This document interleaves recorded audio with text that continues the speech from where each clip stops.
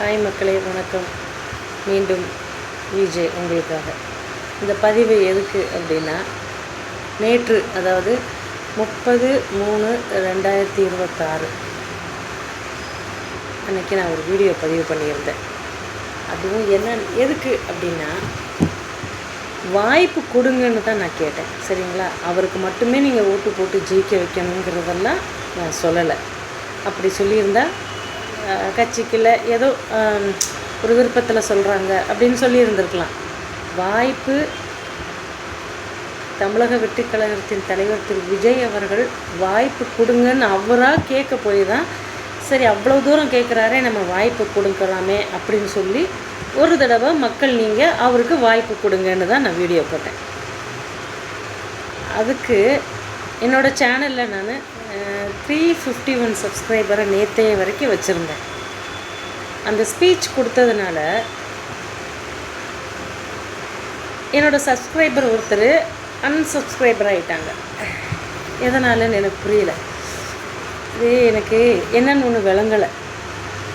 அவருக்கு வாய்ப்பு கொடுங்க, நமக்கு ஒரு வெற்றி கிடைக்கும் அப்படின்னா, அதுவும் அவர் தலைவர், அதாவது அவரோட கட்சி தலைவர் சொல்லும் பொழுது அவரே சொல்கிறாரே, அவ்வளோ பெரிய நடிகர், பலவிதமான இன்னல்களை எல்லாத்தையுமே போராடி வந்திருப்பார் இல்லையா? அவரே சொல்லும்போது நம்ம அவர் சொன்னதுனால தான் நான் சொன்னேன். தனிப்பட்ட முறையில் நான் என் கட்சிக்காக நான் எதையுமே நான் சொல்லலை. சரிங்களா? ஒரு ரசிகையாக இருந்து அவருக்கு ஓட்டு போடுங்க, அவருக்கு ஒரு வாய்ப்பு கொடுங்கன்னு தான் நான் கண்டிப்பாக அவருக்கு மட்டும்தான் ஓட்டு போடணுங்கிறத நான் சொல்லலை. தயவு செய்து புரிஞ்சுக்கணும். நான் கீழே அடியில் நான் போட்டிருந்தேன், தவறுகள் இருந்தால் மன்னிக்கவும்னு. அவருக்காக எனக்கு ஒன்று புரியலை. அவருக்காக ஒரு வாய்ப்பு கொடுங்கன்னு கேட்டதுக்கே இத்தனை நாளாக சப்ஸ்கிரைபரில் இருந்தவங்க அவங்க அதிலேருந்து வெளியே வந்துட்டாங்க. யாருன்னு சொல்ல விரும்பலை. ஒரு கட்சியோட பேரையும் அதில் போட்டிருந்தாங்க. கமெண்ட்டில் உங்களால் என்னோடய சேனலில் போய் படிக்க முடிஞ்சால் நீங்கள் படிச்சுக்கோங்க. ஆனால் தனிப்பட்ட முறையில் என்னோட குணம் என்னென்னா, அடுத்தவங்களை என்றைக்குமே நான் புண்படுத்த மாட்டேன். அதனால் யாரையும் நான் விமர்சிக்கவும் விரும்பலை. வேறு ஒரு கட்சியோட பேரை போட்டு அவங்களுக்கு நீங்கள் சப்போர்ட் பண்ணலாமே அப்படின்னு போட்டிருந்தாங்க. ஒரு ரசிகையாக இருந்ததுக்காக அவருக்கு நீங்கள் ஓட்டு போடணும்னு சொல்லக்கூடாது. நீங்கள் அண்டர்லைன் பண்ணுங்கள், சொல்லக்கூடாது அப்படின்னு வேற ஒரு கமெண்ட்டு. அந்த கமெண்ட்டை நான் ஒன்றும் பெரிய விஷயமாகவே எடுத்துக்கலை.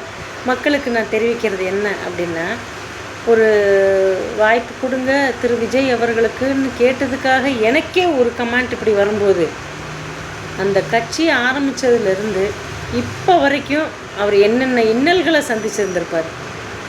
இப்போ புரியுது அவர் பேரை யூஸ் பண்ணால் எவ்வளவு பிரச்சனை வருதுன்னு. ஸோ எனக்கு கமெண்ட் போட்டவங்களுக்கு நான் பதிலாக நான் சொல்ல விரும்பலை, ஒரு கருத்தாக தான் நான் சொல்கிறேன். ஜனநாயக நாடு, அதே அவங்க திரும்ப என்கிட்ட சொல்லுவாங்க. நானும் ஜனநாயக நாட்டில் தான் என்னோடய விருப்பத்தை நான் சொல்லலாம், தப்பு இல்லை. உங்களோட விருப்பத்துக்காக நான் என்றைக்குமே தலை வணங்குறேன், தப்புன்னு நான் சொல்ல விரும்பலை. அது நீங்கள் கொடுத்த கமெண்ட்டுக்கு அடுத்தது அர்த்தம் என்ன அப்படின்னா, என்னோடய சேனலில் நான் போட்டதுக்காக நீங்கள் எனக்கு தான் கமெண்ட் பண்ணியிருக்கீங்க, ஓகேவா? அதனால் அதை நான் பெரிய விஷயமாகவே நான் எடுத்துக்கல. நான் என்ன சொல்ல வரேன் அப்படின்னா, ஒரு விஷயத்தை நான் சொல்லும்போது அவங்களுக்காக நான் சொல்லும்போது எனக்கே ஒரு கமெண்ட் வரும்போது, நல்லா ஒரு சின்ன என்ன சொல்கிறது, ஒரு சின்னது தான், நல்லா ஒரு ஒரு கடுகளவு கூட இல்லை. அந்தளவுக்கு நான் சேனலில் நான் என்னோடய சேனலில் நான் யூஸ் பண்ணும்போது எனக்கே ஒரு கருத்து வந்திருக்குன்னா, அவ்வளோ பெரிய கட்சி நடத்துகிறவருக்கு நேற்றைய வரைக்கும் இவ்வளவு இன்னல்களை சந்திச்சிருந்திருப்பாருன்னு நல்லா புரியுது.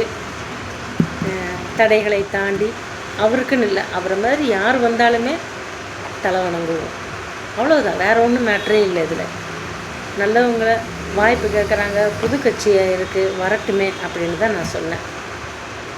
அவங்க கொடுத்த கமாண்ட் எனக்கு எக்ஸ்ட்ரா ஒரு பூஸ்ட் ஆகிடுச்சு. இப்போ எனக்கு ஆகிடுக்கோ இல்லையோ, என்னால் ஒரு சதவீதம் கட்சிக்கு ஆகியிருந்திருக்கலாம். கட்சின்னு சொல்கிறத விட நான் விருப்பப்படுற ஒரு மனிதர், அவ்வளோதான். இப்போயும் சொல்கிறேன், கட்சிக்கு எனக்கு எந்த சம்மந்தமும் இல்லை. வாய்ப்பு கேட்குறாங்கன்ற காரணத்துக்காக மட்டும் அவருக்கு ஒரு வாய்ப்பு கொடுக்கலாம், கொடுத்து தான் பார்க்கலாமே அப்படின்னு தான் சொல்லுவேன்.